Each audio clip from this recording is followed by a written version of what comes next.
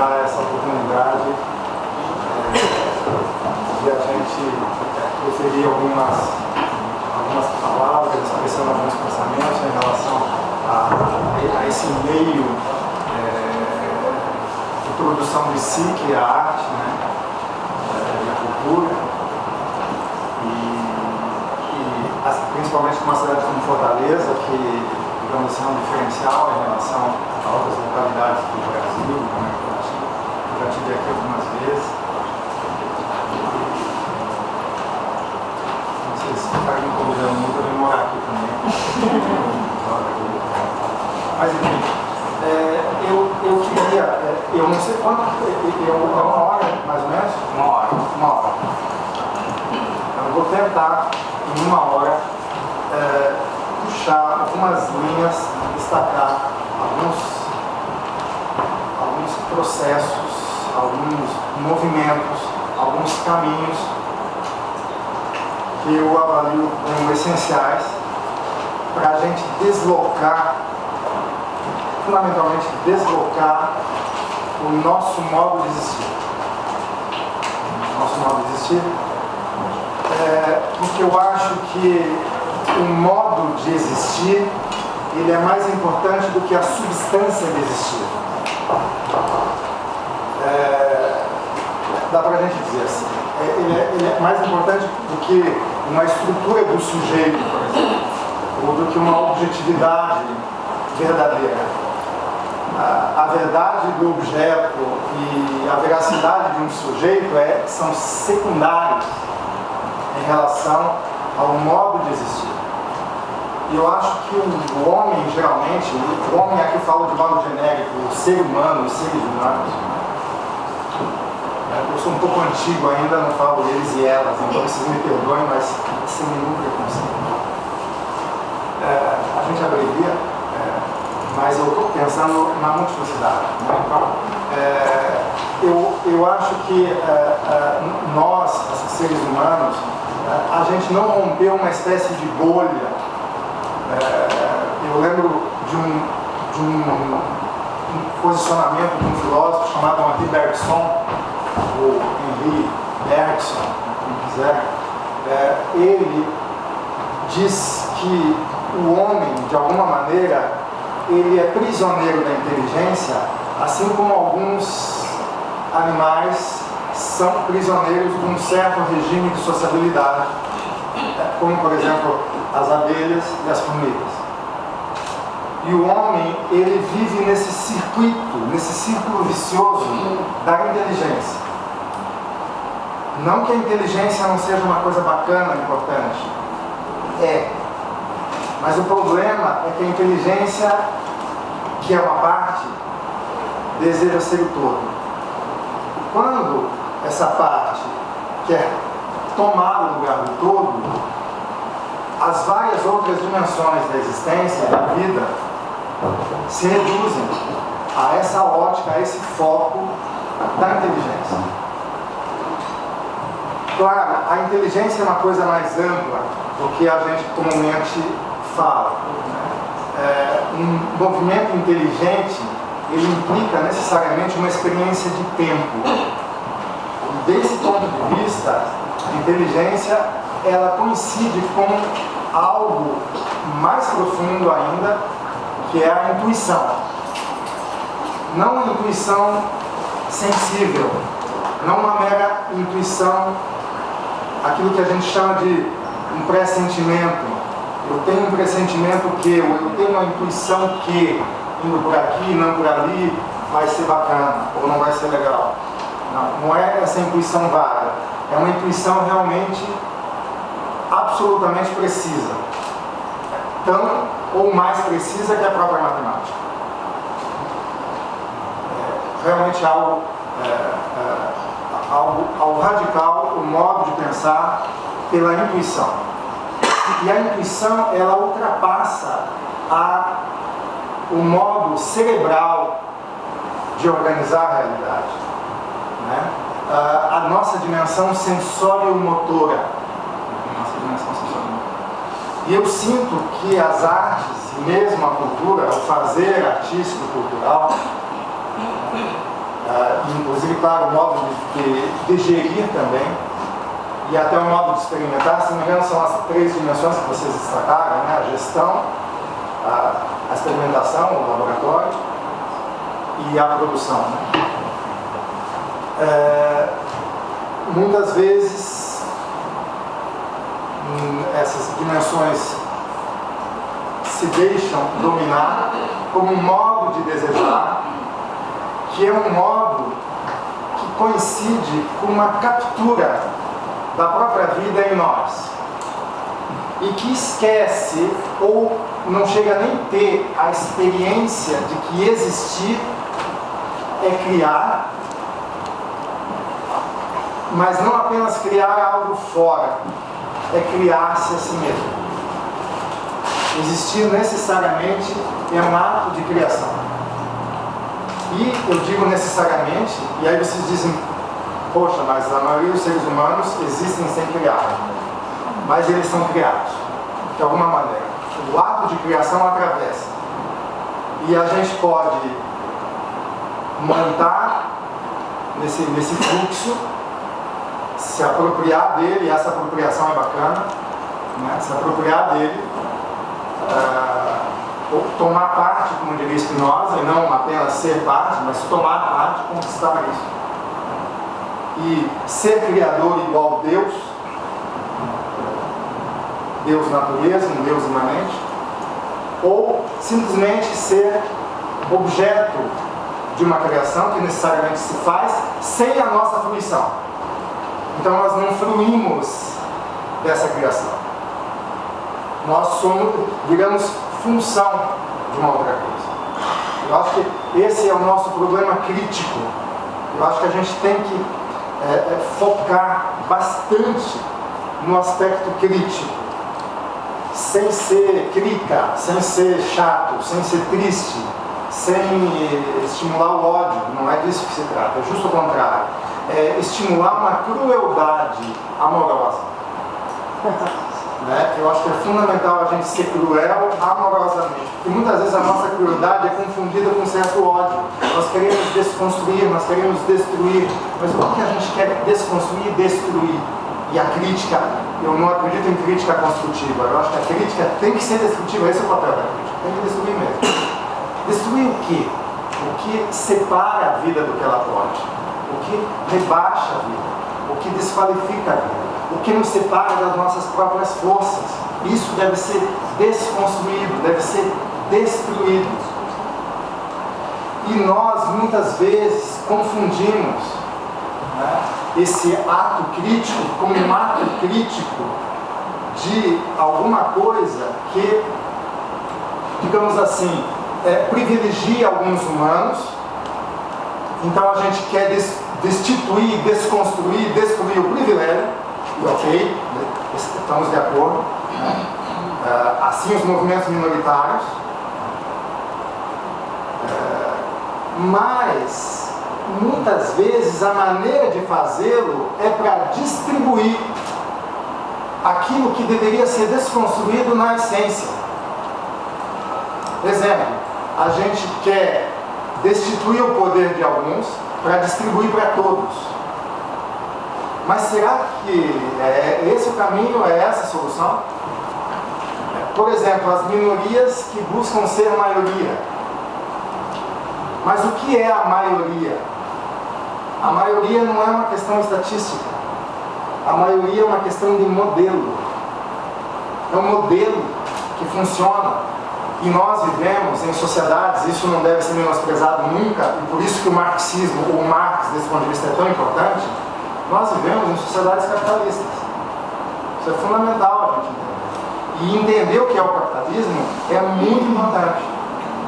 Não confundir o capital, que é uma coisa, e aí os estados socialistas produzem capital, sim. O capitalismo, que é outra coisa, e o capitalista, por exemplo. E saber que existe uma produção universalizante de subjetividade.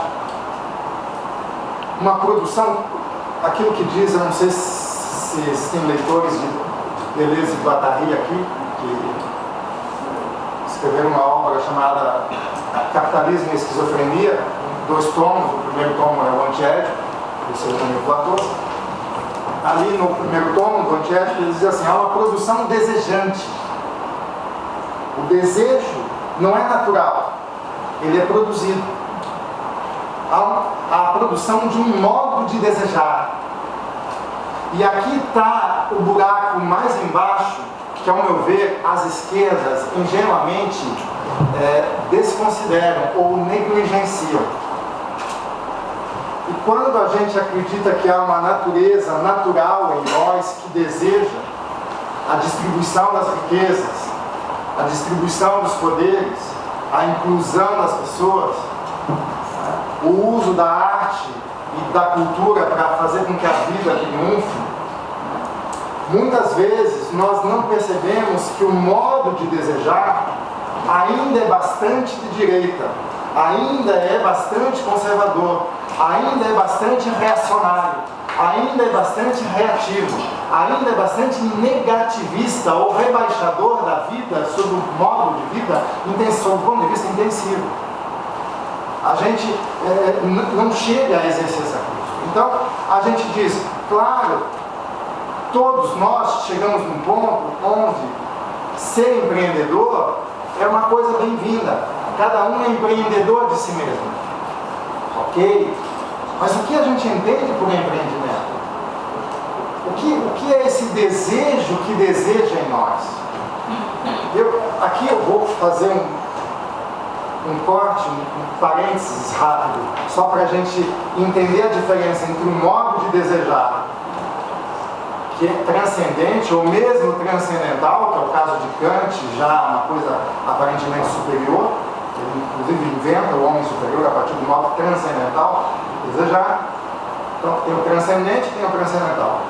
E o modo imanente de desejar, né? Então eu acho que é fundamental a gente fazer essa autocrítica, fazer a lição de casa, não como lição de moral, mas como cuidado de si, como prática de si, como produção de si, como criação de si mesmo. E esse si não é um sujeito, esse si não é um eu. O eu em mim, o sujeito em mim são meus inimigos. O eu em mim impede a minha multiplicidade, ou captura a minha multiplicidade. O sujeito em mim assujeita a minha intensidade. A consciência em mim bota a intencionalidade no lugar da intensidade. Que consciência que eu quero para mim? Que sujeito que eu quero para mim? O que eu chamo de eu em mim? Ou em nós? O nosso modo de fazer, seja individual, seja coletivo. Porque não adianta eu dizer eu saio do individual e vou para o coletivo. Porque aí é um coletivo de pessoas, de indivíduos, de eus, de sujeitos. Né? A coisa é mais embaixo, o buraco é mais embaixo, ou, enfim, a zona onde a realidade se decide, né, é mais sutil. A gente está vivendo um momento sui generis agora, né, que eu digo que não é nem trágico, nem cômico, né, é patético. Como é que pode, em 2016, a gente ter esse golpezinho fajuto que boa parte da sociedade deseja, né? Inclusive setores que elegeram os 13, 14 anos de governo popular, né?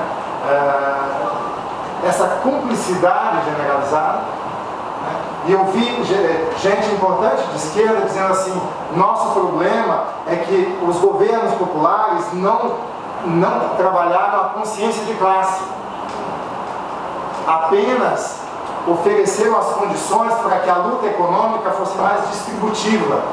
E as pessoas que ascenderam de posição, né, que pode até se dizer, estão cuspindo no prato que comeram, né, esqueceram que isso foi um programa de governo, e não mérito pessoal.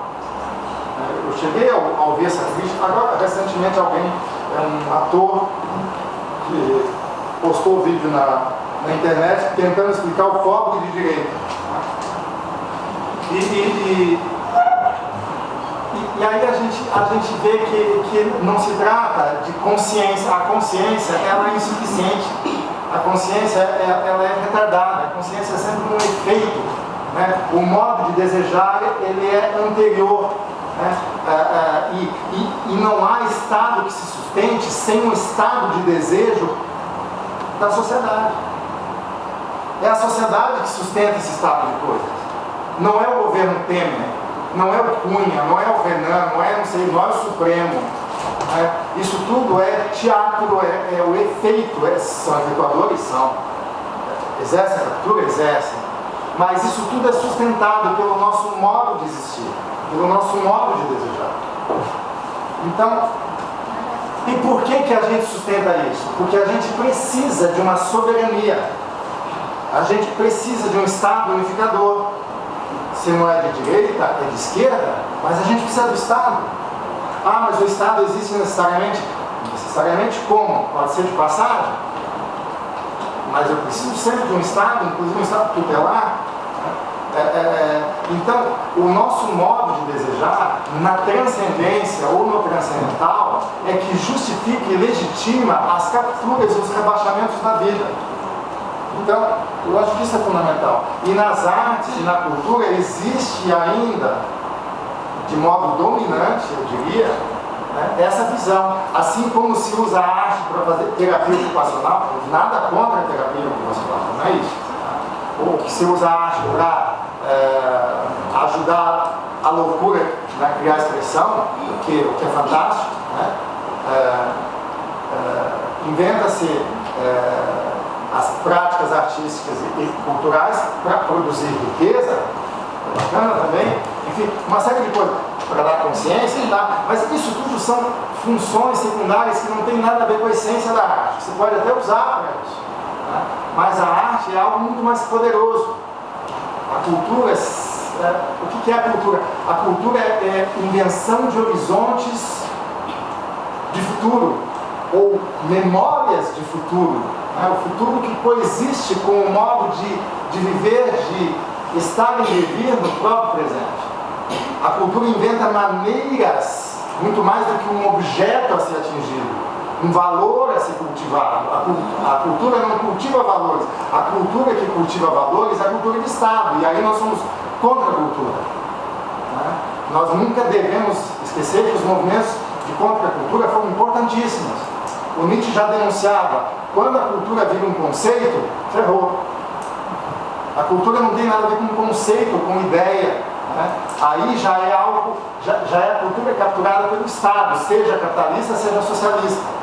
A cultura não pode ser objeto do Estado. Se ela é porque já existe uma pegadinha. O Arthur já viu isso no início do Teatro Seu Duplo. O Arthur denuncia logo que cultura que a gente vive. Os nossos últimos ministérios da cultura, ou as pessoas que estiveram lá, adotaram um conceito bacana, muito interessante, que é a cultura viva. E o que é a cultura viva? Que eu acho que é isso que interessa para nós. O que é fazer cultura mesmo, fazer arte de modo vivo, vital, né? Pode ser uma anestesia, pode ser um preenchimento de função, pode ser até um negócio, pode ser uma maneira de existir que me torna um existente diante dos outros. E aí que eu acho que a gente precisa chamar a atenção para um modo de desejar, e é onde eu queria fazer esse parênteses que eu não comecei a fazer ainda. Eu já vou entrar nisso para não estender, senão a gente vai por outros caminhos. Eu sei que o meu tempo aqui é breve, então eu vou focar nessas questões. E o que interessa do ponto de vista, inclusive, afirmativo, positivo, do que seria criar uma obra de arte e criar a si mesmo ao mesmo tempo, fazer a coincidência da arte com a vida, né? Ou investir numa cultura ativa, viva, né? A partir de um modo de existir.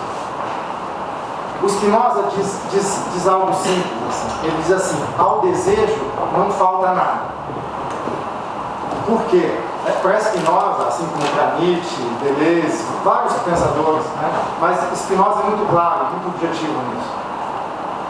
Ele diz assim, é que nós somos, qualquer ser na natureza necessariamente é uma potência em ato, ou seja, é uma força de existir. de perseverar na existência, de seguir na existência, de continuar na existência. E para continuar na existência tem que necessariamente mudar. Se você não muda, você morre, certo? A ausência de mudança é a morte. Então, é uma potência de mudar, é uma potência de acontecer. Isso que é qualquer ser vivo. Tem que ser necessariamente uma potência de acontecer para seguir na existência. Mas existe aquela adaptação reativa. Eu mudo o que eu sou obrigado a mudar. E existe a adaptação à mudança ativa. Eu aproveito as condições para criar as próprias condições de existência. Eu aproveito o meio e aquilo que se passa, que me serve, que me atinge, e faço disso adubo, fonte de energia, até o mal, até a tristeza, até o pior, a morte, tudo. Eu aproveito e faço de qualquer acontecimento, de qualquer acaso, um adubo, uma fonte de energia, transmutar aquilo e inventar uma maneira necessariamente afirmativa que me torna criador de realidade. Spinoza diz então, nós somos uma potência em ato. O que é o objeto do desejo? É o próprio ato. Mas existe potência sem ato? Não. Então, se o objeto do desejo é o ato e não existe potência sem ato, não existe desejo sem o seu objeto. O objeto do desejo é o ato. O que é o ato? O ato não é o objeto fora. O ato é o acontecimento da potência. O ato é o acontecimento de nós mesmos. O ato é uma modificação da nossa energia ao se relacionar com o fora e consigo mesmo. E esse acontecimento da nossa energia, esse acontecimento da nossa potência, ele, enquanto acontecimento, ele modifica de modo tal a nossa potência, que faz com que a gente aumente ou perca a capacidade de existir. Se a gente perde, a gente se sente triste. Se a gente aumenta, a gente se sente alegre. Mas a modificação, ela pode ter a plena participação minha, e aí necessariamente essa modificação é ativa, e aí jamais eu vou dar um tiro no pé, ou seja, jamais eu vou lutar contra mim mesmo, jamais eu vou me negar, então jamais vai ter uma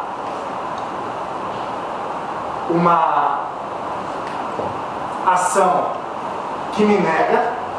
Toda ação necessariamente é alegre, ou seja, se a modificação cuja causa é a razão do próprio aumento da minha potência, necessariamente é uma ação e necessariamente me faz mais potente, mais alegre, ou seja, é um modo de gerar a força. Eu acho que aqui está o fundamental de tudo. Fundamental de tudo. A gente precisa encontrar um modo, a fonte de criar força na existência sem nenhuma provisão, sem nenhum estado, sem nenhuma tutela, sem nada, apenas pela maneira de existir. Não que a gente diga aqui de modo místico, vivemos de luz, né? Dá até pra, quer dizer, se você entender isso, na medida em que a luz está no próprio acontecimento, você pode até dizer. Claro que não é uma luz mística, né? Aquilo que o Zen budista fala, a iluminação está no próprio acontecimento, sim. Né?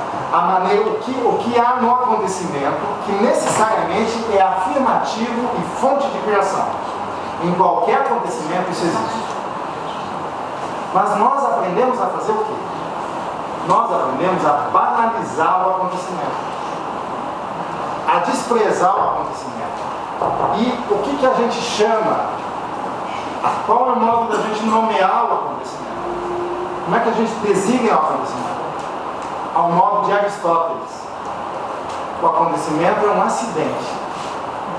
O essencial é a substância. O acidente não é nada. E assim, nós seguimos, por milhares de anos, rebaixando a existência, porque nós não sabemos o que é o acontecimento. Não é apenas uma questão de consciência esse saber. A experiência do acontecimento, a prática do acontecimento, o modo de existir que faz do acontecimento o horizonte primeiro e não um ideal divino, de sucesso, de reconhecimento, um objeto fora de mim. Não, o objeto não está fora. É um meio entre, é um ser de passagem. O acontecimento é isso.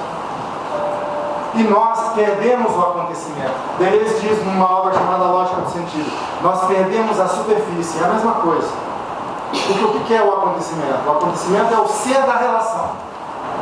Não há ser vivo, não há nada na natureza que não esteja em relação. Então, é um falso problema você dizer que você está isolado no indivíduo e vai buscar o coletivo. Aí você é revolucionário, você é reacionário se você se individualiza. O indivíduo é a prisão moderna. Nós inventamos essa prisão. O indivíduo físico e o sujeito psicológico, moral, e o sujeito lógico, racional. Essas três unidades formam a nossa prisão.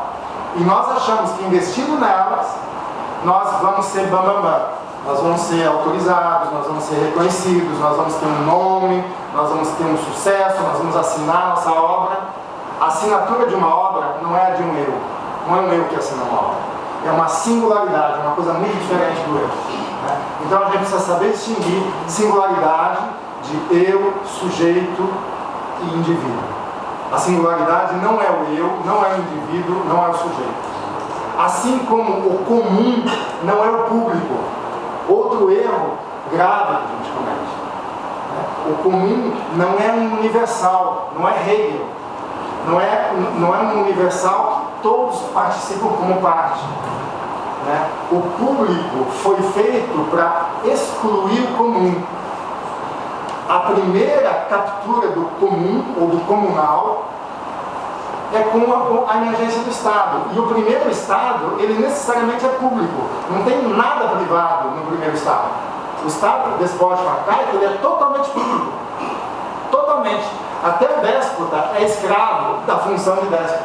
Todos são escravos no Estado arcaico. É uma escravidão generalizada, mas é um estado de desejo que deseja daquele modo. E ali tudo se torna público. Então é um modo de apropriação que é inventado com o Estado que exclui o comunal. Ora, esse modo de apropriação é a apropriação pública. Então nós temos que ter muito cuidado quando a gente diz assim, as políticas públicas são muito interessantes. Depende do uso que eu faço delas. Porque muitas vezes as críticas da direita que a gente combate também, obviamente, às vezes até procede. Por quê? Porque a esquerda se ilude com o público, com as políticas públicas, assim como se ilude com o Estado democrático do direito. O Foucault, um pensador fantástico, ele vai dizer, eu fico perplexo quando eu vejo vários movimentos de esquerda lançar mão do Estado de Direito, do sujeito de direito, para combater ou para legitimar as lutas políticas. Entende? E nós estamos agora nesse processo aqui. Nós, claro, uma coisa é atacar o Estado democrático, a aniquilação do Estado democrático do direito de modo estratégico, tudo bem, assim como os direitos humanos. E outra coisa é acreditar no Estado democrático do direito como algo que garante alguma coisa. Tanto não garante que o Estado de exceção é o que inventa o Estado de direito. É o Estado de exceção que é primeiro em relação ao Estado de direito. O Estado de polícia sempre esteve aí, inclusive nos governos petistas. Nunca se cessou as torturas, a morte de negros, de pobres nas periferias. Nunca se torturou tanto no Brasil. Nos governos populares, porque a polícia estava lá, diz assim, sim, houve conquista, mas vai na periferia para ver se não tem as maiores arbitrariedades, as maiores exceções. E você vai reivindicar o quê? Você reivindica a lei. Não chega, não dá tempo. Quando você vê o cara já morreu, já foi, o sistema engole. Então esse Estado de polícia sempre foi primeiro, e o Estado de direito esteve a serviço do Estado de polícia. O Estado de direito, a regra, esteve a serviço da exceção. A exceção é primeira. O que é essa exceção? Eu posso dizer que essa exceção está no modo de desejar do homem também. O que é o modo de desejar que é a exceção? Se você vê o animal ele não está separado do que pode, em muitas circunstâncias, a não ser no encontro com o homem. O Nietzsche diz, na segunda dissertação da genealogia da moral, diz assim, quando se inventou o Estado, claro que, na verdade, o Estado não tem uma origem, o Estado sempre existiu de uma certa maneira. Né? E ao mesmo tempo, sempre existiu sociedades como o Estado também. Tudo coexiste, não existe exatamente uma evolução. Tanto é que agora, desde 64, não tinha uma coisa tão bizarra. Voltou, pior. Né? Então tá aí, daqui a pouco volta de novo. Então isso tudo coexiste, depende do nosso modo de desejar. A coisa aparece ou desaparece. Né? Então, eu dizia, o Nietzsche, ele vai dizer lá na segunda dissertação que o Estado, ele emerge de uma vez só, praticamente pronto, e sobre o Estado, os humanos é como peixe fora da água. Tipo, um dia a vida teve que sair do oceano, do mar, né? E veio para a terra. E a vida sentiu que tinha que carregar o próprio corpo. E percebeu que os seus instintos na água não serviam mais de nada. E precisava pensar de que maneira? A calcular as consequências. Saber para que estava fazendo tal e tal gesto, tal e tal sentido, tal e tal produção, circulação e consumo. Ou seja, tinha sempre um objetivo. E a vida passou a ser refém de um objetivo. E é como se tudo ficasse muito mais pesado. O espírito de gravidade se torna dominante. Dá para dizer a mesma coisa do modo de desejar. Isso é um modo de desejar. Nietzsche diz que não foram esses inventores de Estado que inventaram o ressentimento ou a má consciência. Mas sem eles não existiria má consciência nem ressentimento. O que é má consciência e ressentimento? É a culpabilização da vida. É culpar um outro, no caso do ressentimento, ou do ódio, como diz Spinoza, ou culpar a si mesmo, no caso do remorso, como diz Spinoza, ou no caso da má consciência, como diz Nietzsche. Má consciência é o remorso, é a culpa de si mesmo. Ou seja, eu sou culpado pelos meus males, pelo sofrimento que eu mesmo sofro. Ou então o outro é culpado pelos males e sofrimentos que me atingem. O ressentimento, o ódio. Ora, isso emergiu depois do Estado? Sim. E o que ocorre? Na medida em que há um ressentimento, o que é o ressentimento? O ressentimento é de uma forma muito esquemática, eu vou traduzir assim, o acontecido no lugar do acontecido. O acontecido no lugar da potência de acontecer. É um estado de desejo no lugar da potência de desejar. De outra forma, é uma intoxicação. O ressentimento é uma intoxicação. Na medida em que eu me relaciono e uma coisa me invade e eu vou tentar digerir essa coisa como um alimento, mas sei lá, na maionese tinha salmonela e aí fez mal.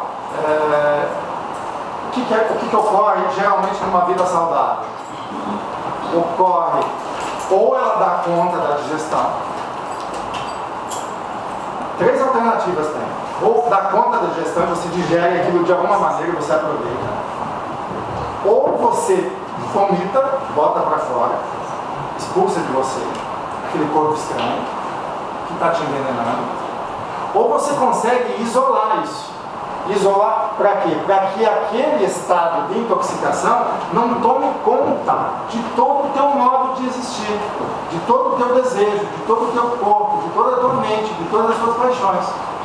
Porque se aquilo chegar a tomar conta, vazar para tudo, eu vou começar a ver o mundo e a mim mesmo através desse estado de intoxicação. Isso vai virar uma lente de auto-interpretação de mim mesmo e de interpretação do mundo. Eu vou fazer uma imagem de mim, do outro e do mundo, a partir desse estado separado do que eu posso, do que a minha vida pode. Por que está separado? Porque isso que aconteceu a mim não me deixa mais eu acontecer para outras multiplicidades, outras diversidades. As outras multiplicidades, diversidades, seguem aí? Seguem. Mas eu agora as submeto a esse olhar único que começa em mim. Diz Nietzsche, aqui está o começo da alma. O que o homem chama de alma é isso. É grave, né? É grave. Ele está dizendo que o que o homem chama de alma, né, tem um início recente, quer dizer, o solo é a matéria mesma do ressentimento. A matéria da alma e a matéria do ressentimento é a mesma coisa. Só que não basta. Precisa de uma forma também. Vamos dizer assim, com essa matéria eu sou lançado aonde? Eu não consigo mais ter superfície, eu não consigo mais ter plasticidade. Olha a questão da arte aqui. A plástica, a estética, as sensações, a pele, a sensibilidade, os devires, a dança, a pista de dança, a leveza, a fluxão. Não tem mais. Por que não tem mais? Porque a forma que eu me tornei me fixou. Me fixou e regurgita em mim. Eu não consigo nem expulsar de mim, nem digerir, nem isolar. Ela virou o meu fundamento.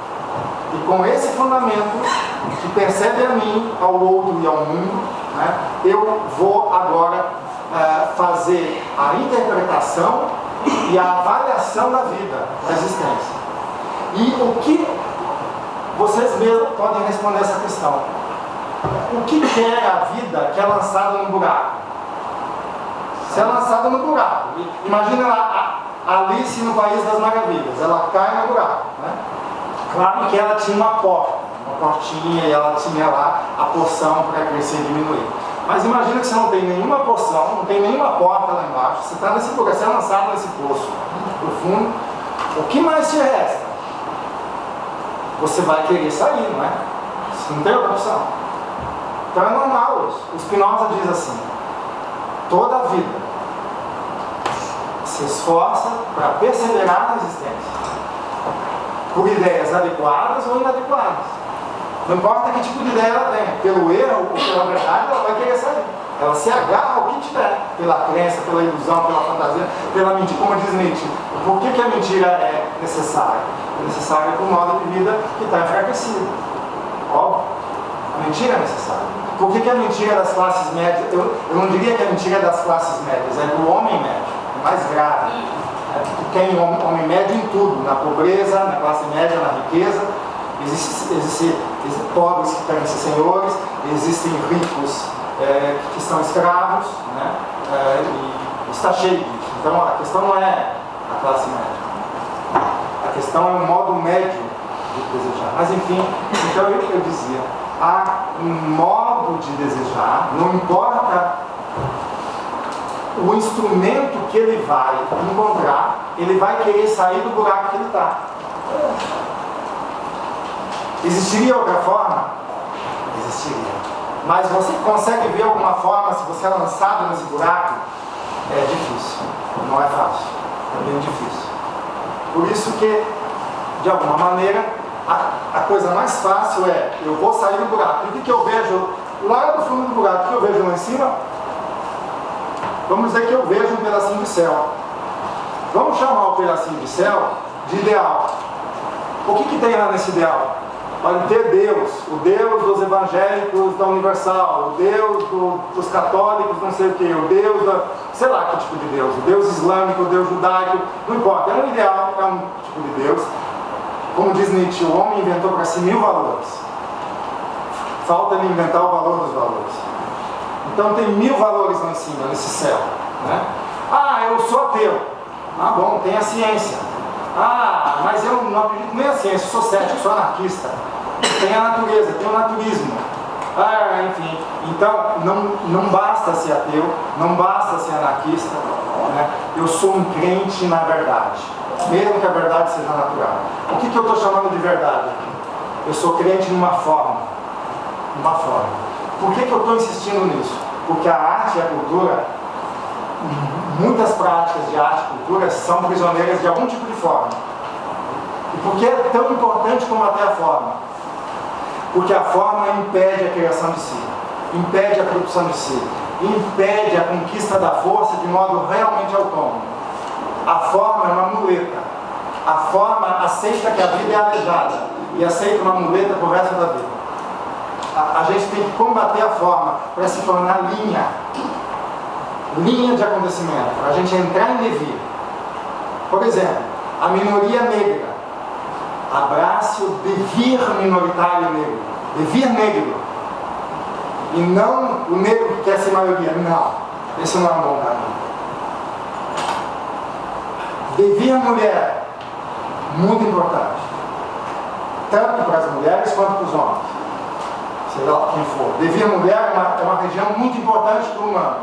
Muito fundamental. É todo o campo afetivo que emerge à superfície novamente, que é cuidado, que é tratado, que é fundamental. É uma linha flexível. Mas não o poder para a mulher, o ser mulher. Não é o ser mulher, tanto o ser mulher quanto o ser homem estão fadados ao fracasso. Não dá para a gente querer defender gênero. O gênero é uma ficção, ainda que biologicamente ou socialmente ou culturalmente existem modos de se efetuar a sexualidade, tem 1000 modos, mas nenhum é mais ou menos importante que o outro. São diferenciais efetuadores, mas não dizem respeito à verdade de uma natureza. Nós temos N sexos, né? E não simplesmente ficar entre 2, 3 ou 4, né? Lésbica, gay, ou trans, ou isso, sabe? É N sexo, é mais amplo, é mais rico, é mais potente do que a gente se agarrar uma forma e defender essa contra a outra, ou querer a igualdade de uma forma com a outra, né? Tudo bem que é muito importante que as mulheres tenham o mesmo salário que os homens, o mesmo direito de salário, óbvio, mas isso é banal, é o básico. E tudo bem, nós ainda estamos nesse básico, tá bom? Dá para entender. Mas a gente não pode esquecer que o principal é mais sutil. É mais sutil. Nós tivemos aí esses anos de governos populares, né?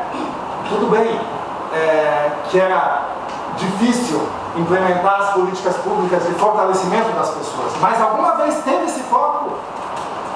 Essa é a minha questão. Se de fato teve um foco prioritário para fortalecer os movimentos minoritários, para que realmente houvesse uma conquista e a geração da autonomia dos movimentos, ou houve uma acomodação na tutela, e aí a crítica da direita faz todo sentido. E a gente pode dizer assim, a direita quer que se pegue o seu capital. A direita é pior, é muito pior, obviamente, né? A gente não está aqui dizendo que a direita tem razão. A direita é cínica, estúpida, não sabe? Mas enfim, mas as esquerdas, que dizem mais respeito à vida, que a gente acredita, tem que fazer essa crítica para que a gente realmente conquiste a força no nosso modo de existir.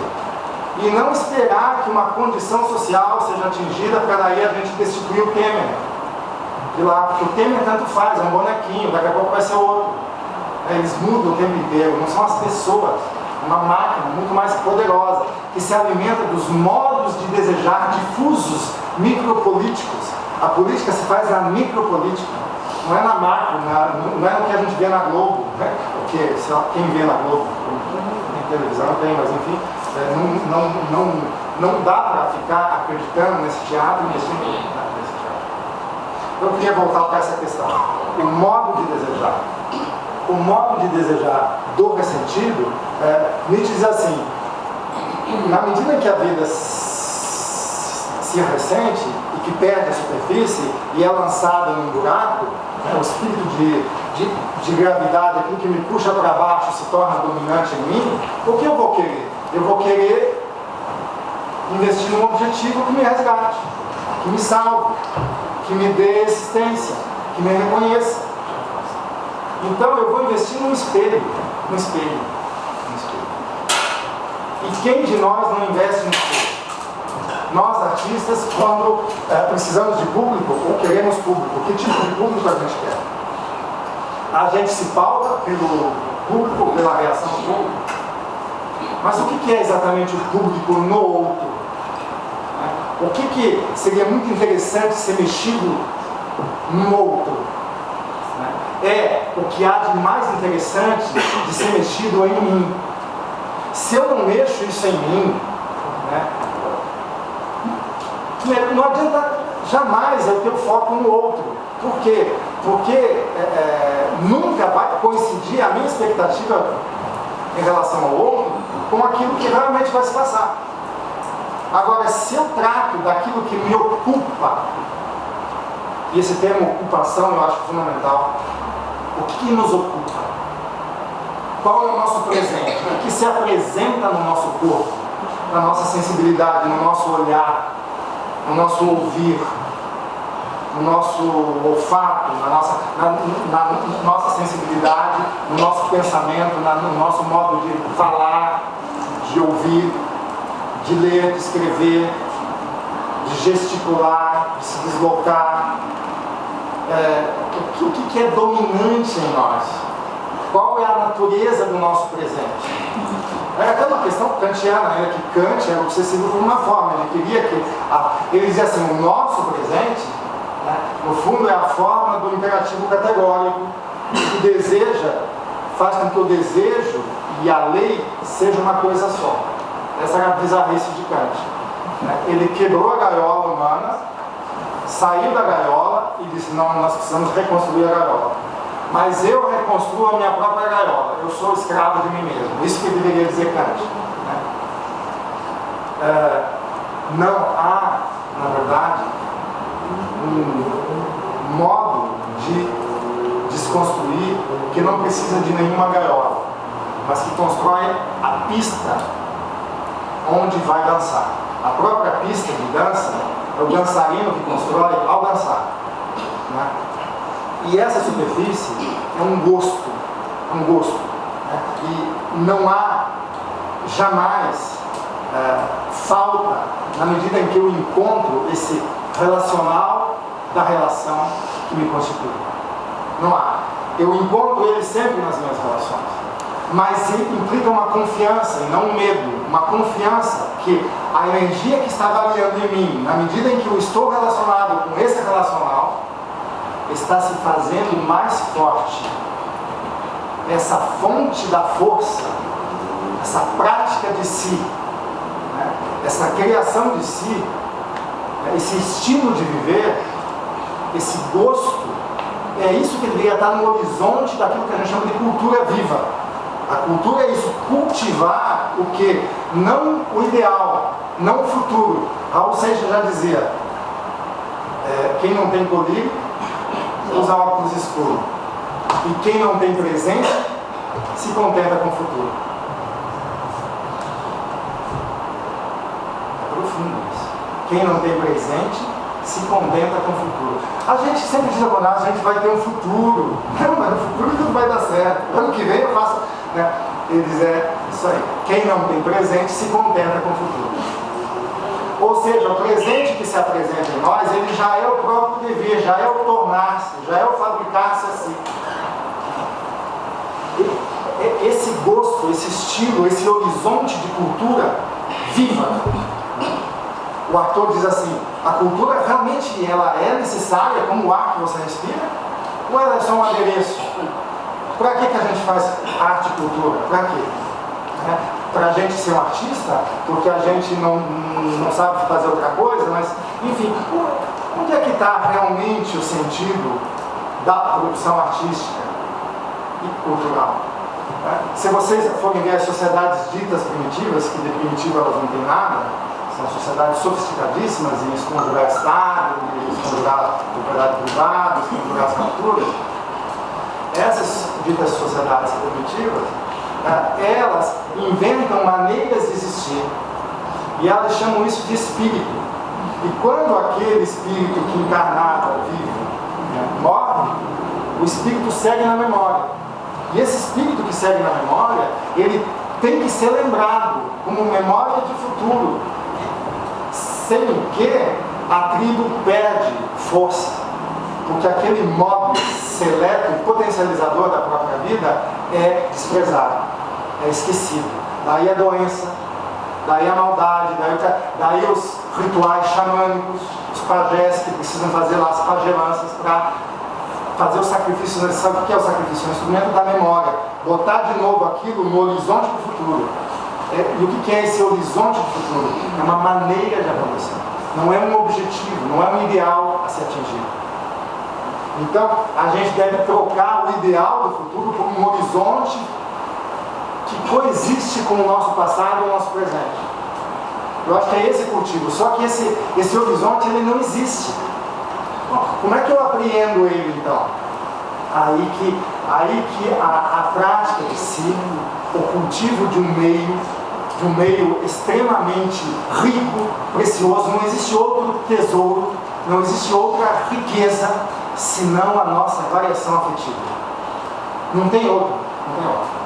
O Bergson, um pensador genial, numa obra chamada Matéria e Memória, ele vai dizer, entre a percepção e a ação, existe a afecção. O que é a afecção?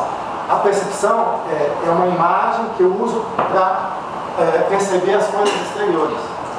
A ação é uma resposta que eu dou ao mundo. Mas a afecção é uma imagem em mim que percebe a mim mesmo e a minha variação. Entre a percepção e a afecção existe um intervalo, existe um hiato, existe uma duração. E nessa duração, nessa distância entre o que me é demandado e a resposta que eu dou ao mundo, está toda a minha permissão criativa, todo o meu laboratório existencial. Se existe um laboratório da arte e da cultura, é esse se permitir afetivo. Não atender a demandas é uma conquista fundamental. Dispor do próprio tempo, esse tempo da experiência afetiva, esse olhar para si, não tem nada a ver com ego, não tem nada a ver com eu, egoísta. É justo o contrário. Ou então, vamos falar igual Nietzsche, é um grande egoísmo, né? É o egoísmo saudável, que não tem nada a ver com ego, na verdade, é a experiência de si. Por que não tem nada a ver com ego? Porque você não se torna o mesmo. A cada acontecimento de si mesmo, você se torna diferente do que você é. E a cada diferença é uma conquista de riqueza que coexiste com a multiplicidade que você já era. Mais rico você fica. Quanto mais rico você fica em forças, mais capaz de produzir a realidade você é. Então, mais generoso você se torna, porque você não vende isso. Você gera uma riqueza. E aí tem a ver, inclusive, com aquilo que a gente chama de produto cultural. O que é o produto cultural? A gente busca fazer da nossa arte um produto que o mercado compre. A gente está sempre a reboque do mercado. Assim como os artistas estão, muitas vezes, a reboque do público. Mas você bota um filme de Glauber Rocha para ver se vai alguém lá ver. Depende do meio, claro, vai. Mas geralmente não vai ninguém. Um filme de Godard, o último filme de Godard, Adeus à Linguagem. Tem um cinema em São Paulo, que não é nem um cineminha, é o Gazeta. Passa no horário 5 da tarde, um dia sim, um dia não, né, sei lá. E fica no máximo 20 dias e vai embora. Adeus à Linguagem do Godard, ou seja, lá os outros filmes dele não importa. Então tem artistas geniais e se dependesse do público, eles estariam mortos. O Nietzsche diz assim, vivo do crédito que abri a mim próprio. Ou será um preconceito dizer que vivo? Porque basta falar com qualquer um que venha a Alpengardini, que é a região onde ele está na Suíça, no seu retiro sanitário, para saber que estou morto. Por quê? Porque não há vida social, não há ressonância, não é reconhecimento do público ao artista, não é isso. Não há ressonância. O que acontece em mim não acontece no outro. Então, mas se o artista se preocupar com isso, ele se vende, ele está sendo mentiroso, ele está sendo trapaceiro, ele está fazendo a arte como função do olhar do outro, para que ele possa existir através do olhar do outro. E a gente não pode permitir isso, tem que ter um mínimo de honestidade consigo mesmo. Essa crueldade é fundamental. Então, acontecer a experiência de si é insubstituível, é singular. E todos nós somos deuses únicos desse ponto de vista, se a gente realmente cuidar disso. Não adianta só dizer que a gente é Deus, que a gente é único, que a gente é singular. A gente tem que praticar isso. Se não praticar, não é. É comum, é função de outra coisa, é capturado, é escravo, que piora a vida de todos. Um escravo é ruim para todo mundo. O mal não é o forte, o mal é o fraco. Se você se torna fraco, você se torna dependente e tudo vira um apoiando no outro, no rebanho de reativos. E muitas vezes os coletivos funcionam assim, um se apoiando no outro. Ora, se a gente for capaz de criar coletivos pela afirmação, ou seja, eu me encontro pelo meu potencial criativo com o potencial criativo no outro, isso é bonito, isso é legal. Entendeu? Então, aqui existe uma honestidade, mas não ficar preocupado em encontrar uma forma comum onde a gente se comunique, porque a forma comum é captura, não tem nada de comum na forma. Existe um exemplo que eu adoro citar, que o Deleuze, na verdade, adora citar, da etologia, que é a relação entre a vespa e a orquídea. Né? Então há um devir orquídea da vespa e um devir vespa da orquídea. Né? Mas não há uma forma igual para uma e para outra. O que acontece com a vespa ao se relacionar com a orquídea não tem nada a ver com o que acontece com a orquídea ao se relacionar com a vespa. Os devires são totalmente diferentes. E, no entanto, não aconteceria se elas não se encontrassem. Então, o que é esse encontro? Não é uma forma de identidade, é uma zona comum de acontecimento. Então, esse comum não é formal. Esse comum é um limiar de passagem, é um limiar de contato, de toque. É essa superfície lisa, sem forma, sem preconceito, sem um valor prévio, né? Que, na verdade, deseja antes de mim. É essa superfície mesmo que desencadeia a afirmação da minha diferença e singulariza a minha diferença no encontro com o comum. Então, eu acho que se a gente quer realmente uma cultura ativa, né, e a gente quer gerar produtos até para o mercado, porque a questão aqui é o seguinte, todo mundo precisa comer, pagar aluguel, isso é óbvio. Né? Então, claro que seria bom que a minha arte virasse também um valor monetário, porque, sabe, a vida fica difícil mesmo, com uma penúria, com uma miséria material. Não é fácil viver. Então, é bacana, mas eu não posso fazer disso a condição do meu fazer artístico. Sabe? Inclusive, eu posso ter muito mais chance de criar uma obra autêntica, claro, se de fato eu focar nessa superfície lisa, né? E não um objetivo de chegar, eu vou fazer o filme tal para passar no festival tal, para não sei o que. Tudo bem que tem os festivais, bacana, mas não é com esse objetivo que você faz o filme. Você faz o filme para você. O Kafka dizia uma coisa muito interessante. Ele diz assim: escrevo para quê? Para publicar um livro? Escrevo para morrer contente. Para mim isso é genial, é muito bom. Inclusive ele queria até queimar a obra dele toda, né? Nem deixar publicar. Porque ele morreu cedo, de tuberculose, não teve jeito, enfim. Mas ele, enquanto ele escrevia, ele ficava mais contente. Então ele usava a escrita para gerar expressão para as diferenças que estavam sufocadas. As forças começam a se diferenciar e você sente várias forças vivas em você. Você se vivifica, você se intensifica, você produz vida intensa ao criar expressão. Seja na linguagem, seja no gesto, na dança, na música, em qualquer tipo de arte, ou mesmo na ciência. E na filosofia existem filósofos que fazem. Tem filosofias e filosofias, tem ciências e ciências, tem artes, enfim. Então, a expressão é tudo, não a representação. A representação é secundária. A representação sempre vai existir, sempre, mas sempre como um efeito, assim como a consciência, sempre efeito, sempre secundária. Se pode representar, claro, pode brincar com a representação, pode, mas não deixar que ela comande a tua vida. Não é ela comandante. Ela é uma matéria de excitação, né? De provocação, às vezes. Mas ela não pode comandar. O que comanda a minha vida é o modo de existir, sem o qual as modificações que necessariamente acontecem em mim ao existir não me potencializam. Isso deveria comandar. Então, há um comando, sim, mas não de poder. É um comando de potência. E é isso que a gente clama para as esquerdas começarem a fazer esse trabalho cada vez mais. Não que não tenha gente que faça, mas é raro aparecer, não é dominante. Ou seja, cuidar do comando da potência para poder destruir o poder. Não é distribuir o poder que estava concentrado na mão de uns. e vamos dar poder às mulheres, aos índios, aos negros, a isso, aquilo. Não é isso. Se trata de destruir o poder para conquistar o comando de potência. E esse comando de potência gera realmente uma autonomia, sabe? Uma autonomia de verdade. O Kant dizia assim, autônomo ou moral. O Kant achava que ele tinha inventado uma autonomia, que era a autonomia superior, uma moral superior, um imperativo categórico, que é aquele que não precisa o outro me dizer o que eu devo fazer.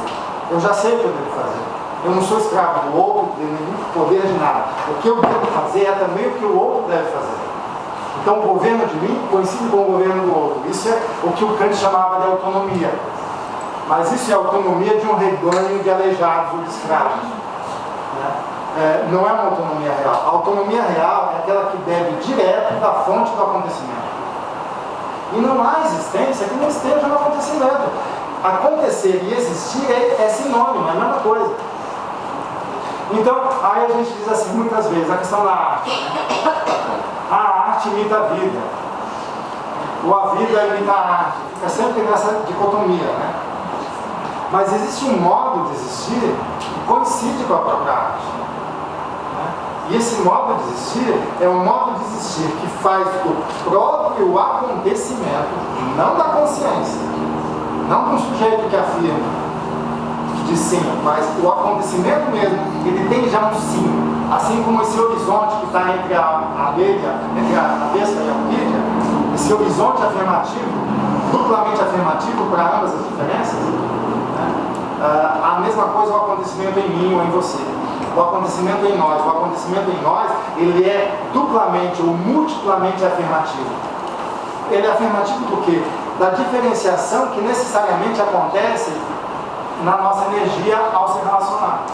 A nossa energia, ela não é em si, não é uma substância. Ela é um modo de se diferenciar.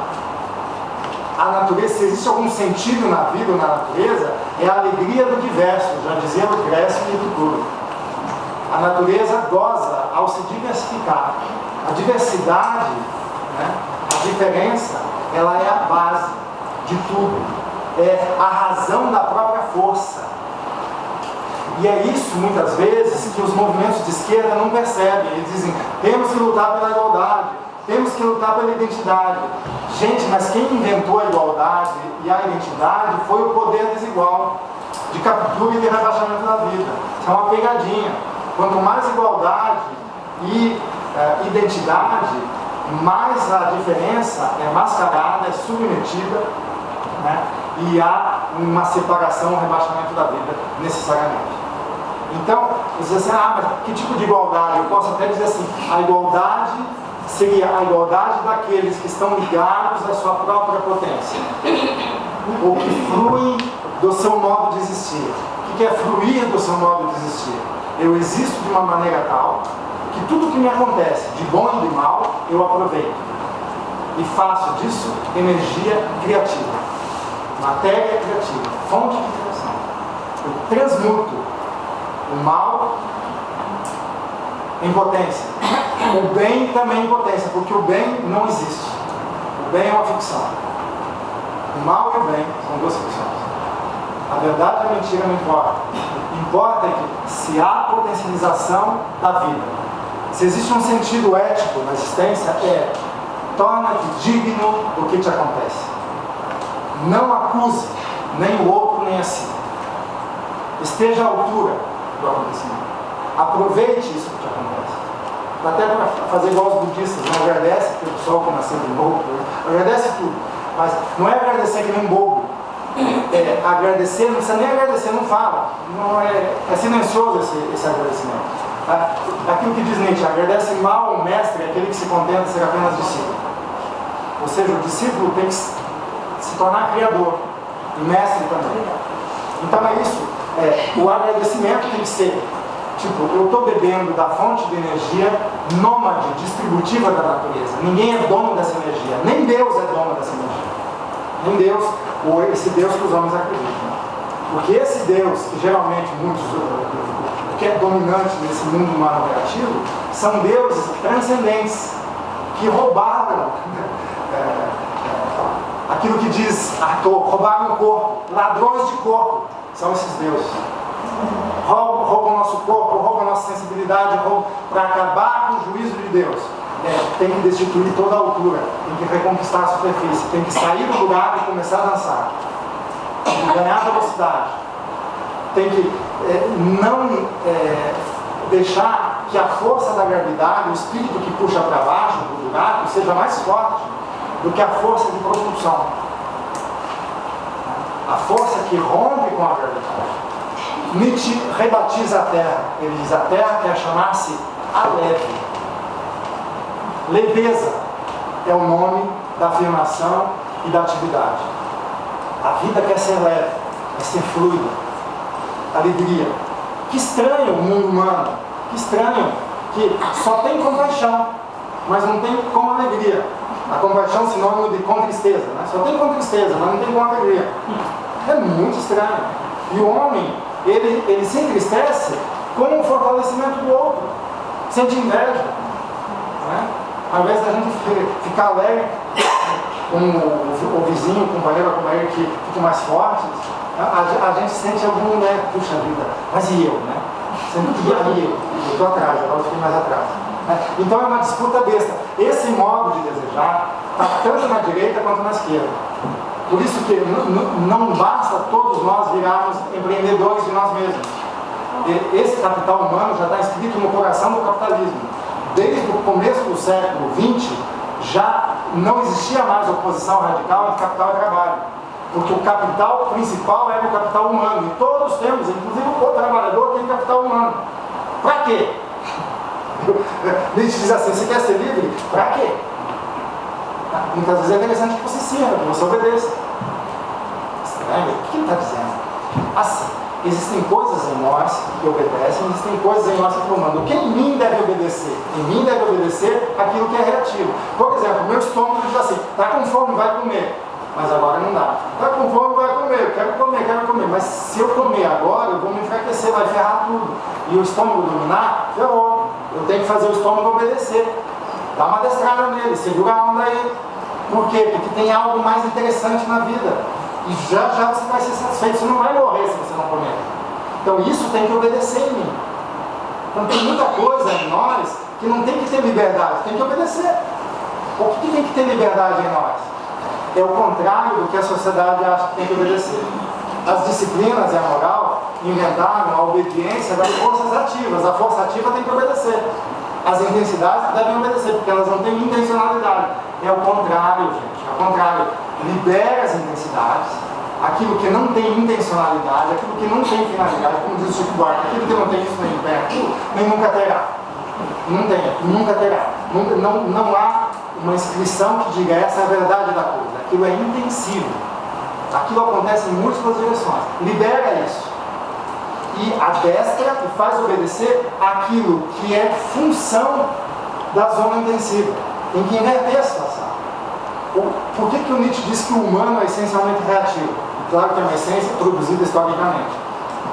Porque isso está invertido. As intensidades em nós estão sufocadas, obedecem a uma forma reativa. E aí, muitas vezes, você diz o seguinte: olha, entre dois chefes, né? O chefe que vai manter as suas forças reativas, vai te conservar e prover. Né? Tipo agora, você tem aí o Temer, sei lá, o Temer nem é chefe de nada, mas sei lá, pode até imaginar um estado, grandes chefes não. E entre alguém, um chefe que é um chefe de liberação, tipo um chefe indígena de guerra, que ele não quer capturar e comandar, ele está ali para fortalecer as forças e logo a função de chefe se dilui quando não é a hora de fazer aquilo. Então ele não é Estado. A chefaria, como disse Pierre Classes, é contra o Estado. Quando eu elimino a chefaria, o Estado emerge. Então é chefe para impedir o nascimento do Estado. Interessante. Então, mas aí os homens dizem assim: não, eu quero obedecer ao verdadeiro chefe. O verdadeiro chefe é esse filho da puta que rebaixa a vida, né? E que quer que a intensidade em nós esteja sob o jugo de uma forma finalista. E aí eu vou obedecer um outro reativo, um outro tipo negativo. Então, o nosso questionamento deveria ser esse. Muitos anarquistas se iludem, dizem assim: não tem que ter chefe, nenhum comando de nada. mas a natureza, ela necessariamente comanda. Tem algo na natureza que comanda. Como diz Spinoza, tem uma dimensão da natureza que é naturante e tem outra que é natural. E tem que fazer essa diferença. Se a gente não fizer essa diferença, é porque a gente confunde algo fundamental já a partir do ponto de vista do inimigo, que fez essa confusão e fez a gente comprar essa ideia. Então a gente tem que voltar a fazer essa diferença. Há um naturante em mim e há um naturado em mim. O naturado em mim obedece ao naturante em mim, né? Ou no outro, não importa onde está o comando. Aquilo, assim, vamos supor, nós temos que fazer alguma coisa. Vamos nos reunir aqui. Quem que vai liderar? O líder é a ideia que vale mais. E qual é a ideia que vale mais? A ideia que vale mais é o acontecimento que faz com que as forças gerem uma multiplicidade mais potente. É isso que vale mais. Então não é de ninguém o comando, né? É da ideia, é do acontecimento que vale mais. Então é fundamental a gente começar a investir nesse tipo de coisa. E não dizer, vamos aí espontaneamente, tudo vai dar certo, vamos indo, né? Tipo, diz aquela música, as ideias estão no chão, eu tropeço e acho a solução. É bacana a ideia de que a ideia está no chão, eu tropeço e acho a solução, é bacana. Mas não é tão espontaneista assim.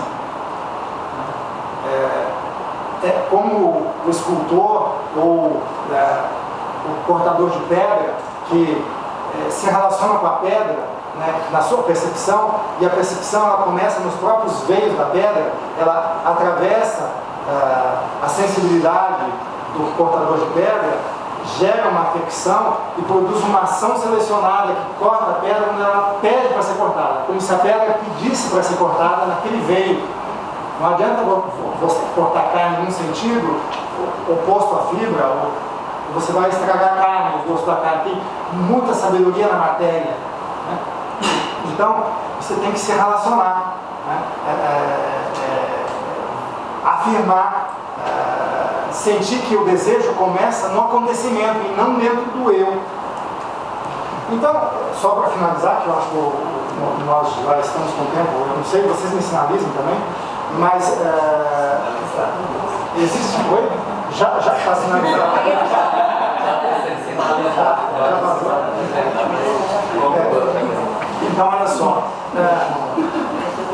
fazer arte, né, ou desejar sempre a partir de uma insuficiência nossa para ter um preenchimento de nós mesmos, imaginando que aquela arte vai fazer com que a gente se supere, né, ou aquela prática cultural, né, é uma má maneira de desejar, né, porque, na verdade, esse ideal, essa forma, eu faço arte para isso, faço arte para aquilo, faço arte para vender, vou até gerir.